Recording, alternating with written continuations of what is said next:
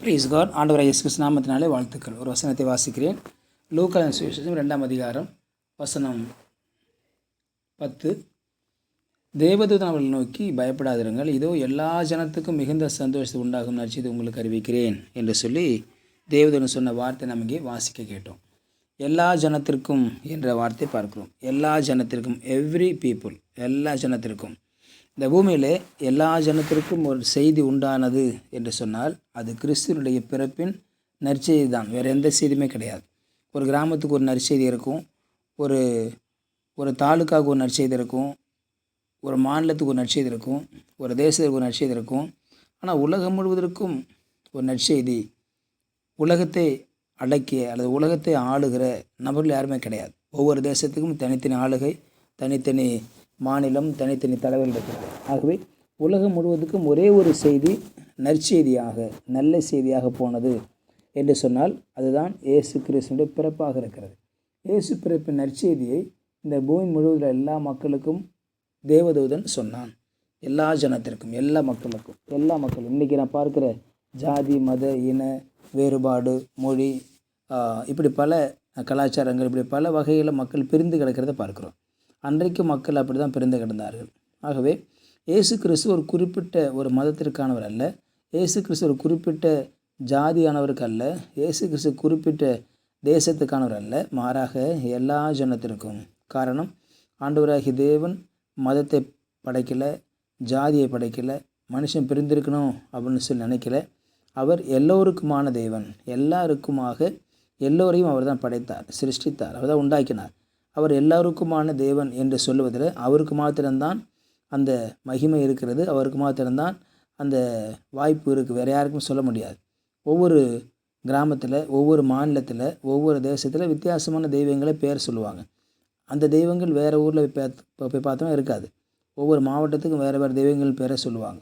ஆனால் இயேசு என்ற பேரை இந்த உலகத்தில் எங்கே போய் சொன்னாலும் அது எல்லாருக்கும் தெரியும். காரணம், இயேசு என்பவர் உலக இரட்சகர், இயேசு என்பவர் உலகத்தில் மனிதனாக பிறந்தவர், இயேசு என்பவர் பிறந்த பொழுது ஒரு நல்ல செய்தியாக பிறந்தது. அது மாத்திரமல்ல, மிகுந்த சந்தோஷத்தை உண்டாக்குகிற அந்த நற்செய்தி. அது என்ன செய்தி? நற்செய்தி என்ன அப்படின்னா, சந்தோஷத்தை உண்டாக்குற நற்செய்தி. இந்த பூமியில் சந்தோஷம் உண்டாக்குகிற செய்தி, நிரந்தரமான செய்தி வேறு யாருக்கு எதுவுமே சொல்ல முடியாது. பணம் கொடுக்கலாம், அந்த பணம் கொஞ்ச நாளைக்கு தான் சந்தோஷத்தை கொடுக்கும். அந்த பணம் இருக்கிற வரைக்கும் சந்தோஷம், பணம் போயிடுச்சுன்னா சந்தோஷம் கூட சேர்ந்து போயிடும். ஆகவே நிரந்தரமான சந்தோஷம், நம்மள குடியிருக்கிற சந்தோஷம், நம்ம நிலைத்திருக்கிற சந்தோஷம், மரண பரியந்தம் நமக்கு இருக்க ஒரே ஒரு சந்தோஷம் எது என்று சொன்னால் அதுதான் ஆண்டவராகிய இயேசு கிறிஸ்து பிறப்பின் நற்செய்தியாக இருக்கிறது.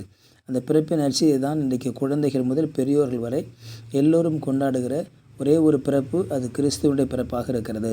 உலகத்தில் எந்த மூலைக்கு எந்த இடத்துக்கு போனாலும் கிறிஸ்துவின் பிறப்பின் நற்செய்தி அறிவிக்கப்படுகிறது. அது நற்செய்தி என்பது ஒவ்வொரு மக்களுக்குமானது, ஒவ்வொரு நபருக்குமானது, எல்லோருக்குமானது. எடுத்துக்கொள்வதும் எடுத்துக்கொள்ளாத அவங்களுடைய பிரியம், அவங்க இஷ்டம். ஆனால் நற்செய்தி என்பது பொதுவானதாக இருந்தது. இயேசு பிறப்பின் நற்செய்தி அது மிகுந்த சந்தோஷத்தை உண்டாக்குகிற ஒரு மாபெரும் செய்தியாக இந்த செய்தி உலகம் முழுவதுக்கும் சொல்லப்பட்ட இந்த வார்த்தையை காணப்படுகிறது. இந்த நாட்களில், கிறிஸ்மஸ் நாட்களில் கேரள், எல்லா இடத்துக்கும் நான் போய் கேரள் போகிறோம். இந்த கேரள் சர்வீஸ் என்பது கிறிஸ்தவ வீட்டுக்கு போய் இயேசு பிறந்திருக்கிறார் என்று சொல்வதல்ல, இயேசுவை இதுவரைக்கும் அறியாத, இயேசுவை தெரிந்திராத மக்களுக்கு போய் இயேசுவை பற்றி அறிவிப்பது, அதுதான் நற்செய்தி. ஒரு கிறிஸ்தவ வீட்டுக்கு போய் ஒரு நற்செய்தி சொல்கிறது தேவையில்லை. அவங்களுக்கு தெரியும், ஏற்கனவே நற்செய்தி தான் இருக்காங்க, ஏற்கனவே நற்செய்தி கேட்டு தான் இருக்காங்க, ஏற்கனவே நற்செய்தி கேட்டு தான் அவங்க ரட்சிக்கப்பட்டு மனம் திரும்பி இருக்கிறாங்க. ஆனால் மீண்டுமாய் அவர்களுக்கு போய் நற்செய்தி சொல்ல வேண்டிய அவசியம் இல்லை. ஆகவே கேரள் சர்வீஸ் என்பது ரட்சிக்கப்படாத மக்களுக்கு நாம் சென்று ரட்சிப்புக்கான காரியத்தை சொல்லுவது, பிறப்பின் நற்செய்தியை சொல்லுவது தான் சரியான வழியாக இருக்கும். ஆகவே இந்த நாட்களை இந்த நாளை பயன்படுத்தி கூட அநேகருக்கு இயேசு பற்றி அறிவிப்போம், அநேகருக்கு நற்செய்தி நாம் சொல்வதற்கு ஏற்ற ஒரு வாய்ப்பாக இருக்கிறது. வேதம் அதைத்தான் நமக்கு எடுத்து சொல்வதாக இருக்கிறது. ஆகவே எல்லோருக்குமான நற்செய்தி பிறப்பின் நற்செய்தி. அவர்களுக்கு நம்ம ஏதாவது ஒரு பொருளை வாங்கி கொடுக்கலாம், ஒரு கேக் வாங்கி கொடுக்கலாம், ஒரு ட்ரெஸ் வாங்கி கொடுக்கலாம், ஏதாவது ஒன்று வாங்கி கொடுத்து இயேசு கிறிஸ்து உங்களுக்காக பிறந்திருக்கிறார் என்ற நற்செய்தி அவர்களுக்கு நாம் அறிவிக்கிற பொழுது அவர்களும் சந்தோஷமாக இயேசு கிறிஸ்துவை தங்கள் உள்ளத்தில் ஏற்றுக்கொள்வதற்கு அது வாய்ப்பாக இருக்கும். ஆண்டவர் உங்களை ஆசீர்வதிப்பாராக. பரிசுத்த பிதாவே, நாளுக்கு ஸ்தோத்திரம் பண்ணுகிறோம். எல்லா ஜனத்திற்கும் ஒரு செய்தி வந்தது, அதுதான் இயேசு பிறப்பின் செய்தி. அந்த இயேசு பிறப்பின் செய்தி என்ன? சந்தோஷத்தை உண்டாக்குறது. சாதாரண சந்தோஷம் அல்ல, மிகுந்த சந்தோஷம். ஆண்டவரே, இன்றைக்கு யாரெல்லாம் அந்த நட்சத்திரத்தை கேட்காமல் இருக்கிறாங்களோ அவர்களுக்கு எல்லாம் கேட்கும்படியான வாய்ப்பை ஏற்படுத்தி கொடுக்கக்கூடியாக வச்சுப்பிக்கிறேன். ஆண்டவரே, உடைய கருத்தில் தாழ்த்தப்படும் இயேசு நாமத்தில் பிதாவே. ஆமேன், ஆமேன். You will be succeeded.